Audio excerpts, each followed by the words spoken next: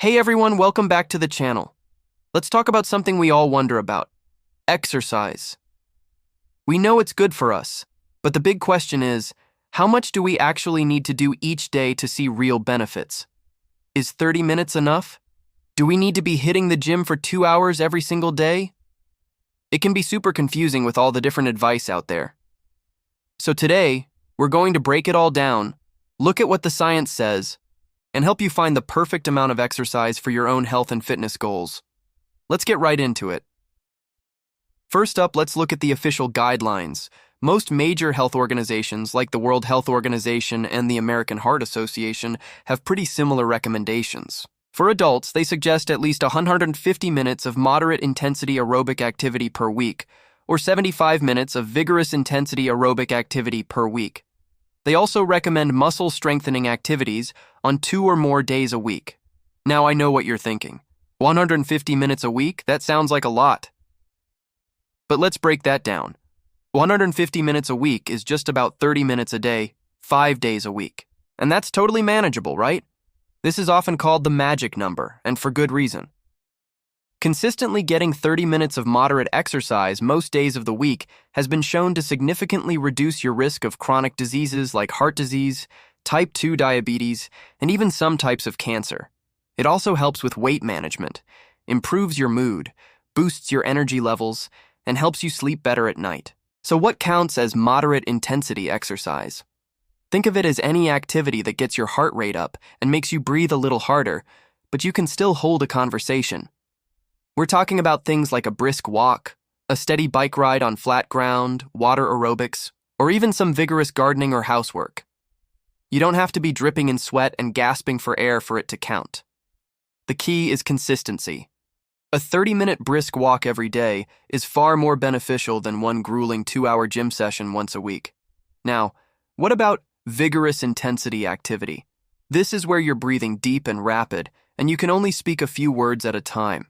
Examples include running, swimming laps, a fast bike ride or riding up hills, playing singles tennis, or a high-intensity interval training or HIIT workout. According to the guidelines, you only need 75 minutes of this per week to get similar health benefits. So if you're short on time, a few 20 to 25-minute vigorous workouts throughout the week can be incredibly effective. A great strategy is to mix and match. Maybe you go for a couple of runs and a few brisk walks each week. That combination works perfectly. But here's a crucial point. These guidelines are a baseline, a minimum for good health. They are not the absolute limit. For many people, especially those with specific goals like significant weight loss or running a marathon, more is often better. If your goal is weight loss, aiming for closer to 300 minutes of moderate intensity exercise per week, or about 60 minutes a day, 5 days a week, might be more effective. This is because you're simply burning more calories. But it's important to build up to this gradually. If you go from 0 to an hour a day, you risk burnout and injury. Start with 30 minutes and slowly increase the duration or intensity as your fitness improves. And let's not forget about strength training. The guidelines say 2 days a week, and this is so important. Building and maintaining muscle mass is critical for a healthy metabolism, strong bones, and good functional strength as we age. This doesn't mean you have to become a bodybuilder. It can be lifting weights, using resistance bands, doing bodyweight exercises like push-ups and squats, or even heavy yoga. Just 2 sessions a week targeting all your major muscle groups will make a huge difference in your overall health and how you feel. So, is there such a thing as too much exercise? For the average person, this is rarely a problem. But for elite athletes or individuals who push their bodies to the extreme every single day without adequate rest, overtraining syndrome is a real risk. Symptoms can include persistent muscle soreness, fatigue, a decrease in performance, sleep problems, and an increased risk of injury. Rest and recovery are just as important as the exercise itself. Your body needs time to repair and get stronger, so make sure you're scheduling rest days into your routine. Listening to your body is key. If you feel exhausted and run down, it might be better to take a day off or opt for some light activity like stretching or a gentle walk. Now let's get super practical. How can you fit this all into a busy life? The secret is to break it up. You don't have to do your 30 minutes all at once. 3 10-minute walks throughout the day are just as effective as one 30-minute walk.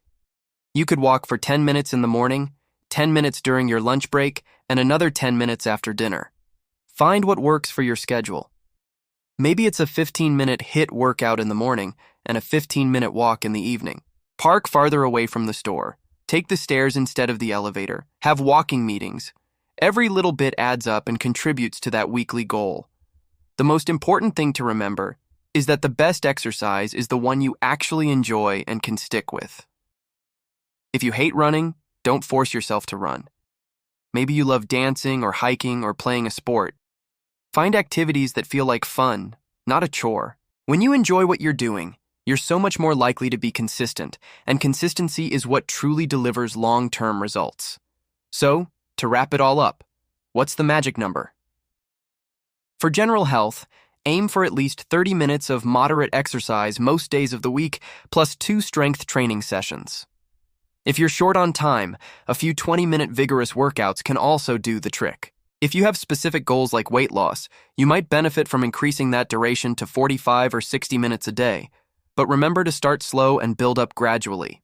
Break it up into smaller chunks if you need to. And most importantly, find activities you love.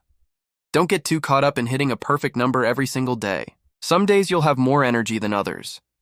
Just focus on moving your body regularly and being consistent over the long term.